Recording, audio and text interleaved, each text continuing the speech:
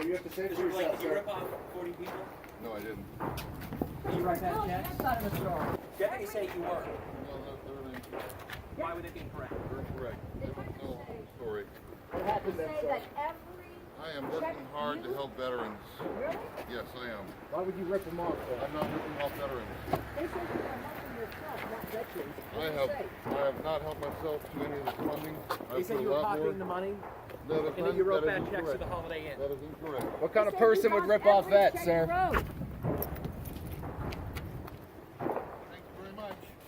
Have a nice day. Folks who put their lives on the line to protect this country day in and day out, who are down and out on their luck, you would then turn around and run these quote-unquote charities so that you can just benefit yourself. I mean, you have no conscience whatsoever. And, you know, in my opinion, it's guys like this that should rot in jail forever. Because the damage that they do, because now the good charities that are out there trying to help it, everybody looks a little differently now. It's just, is this really a legitimate thing to do? And this was pretty elaborate, right? I mean, he got a former NFL player involved. Got everything. I mean, he got everything. You know, at the faith thing when I first met him, you know, you're shaking hands, you're taking selfies. The guy's well dressed, he's well spoken. Hey, he's at a homeless thing, and I'm looking to help people out. But you know, you just never know. You just never know what kind of clothing the wolf is going to wear.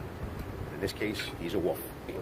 I think he knew those wolves were coming in on him, but you know, I got to tell you, if you're trying to fly below the radar screen, why the hell would you post a picture of yourself with the sheriff when you're running a scan?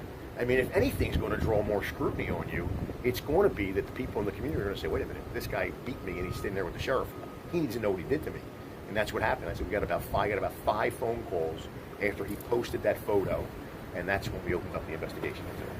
And here, like I said, is a wolf in sheep's clothing when you have all these people, all these social service organizations who want to help vets and they want to help homeless families and they want to do all these wonderful acts of kindness in our community, but in the audience was a wolf who was looking for a way that he could line his pockets and improve his situation, not the situation of the vets that we're trying to help. How much money do you think you got in your end? He told detectives that he thinks it's about 20 grand.